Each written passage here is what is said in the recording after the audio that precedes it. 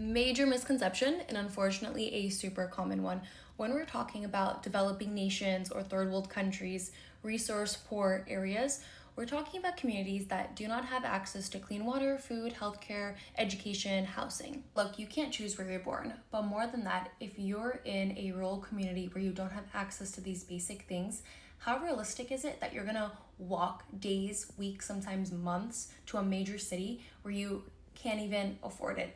When we look at developed nations, like major cities, like New York, for example, why do so many people live in the outskirts or upstate or not in Manhattan? Because you can't afford it. So think about that, except the fact that you don't have jobs and maybe your only source of means is trading or farming. That's not to generalize the experience of people who are living in resource poor areas. That's just one example. This is why foreign aid and support is extremely important, because in order to break that cycle of poverty, there needs to be some sort of support to begin with. And that could look like a lot of different things. But you can't just ask someone or have that excuse of, why don't they just leave? Why don't they just do this? Why don't they just farm? Why don't they just build this?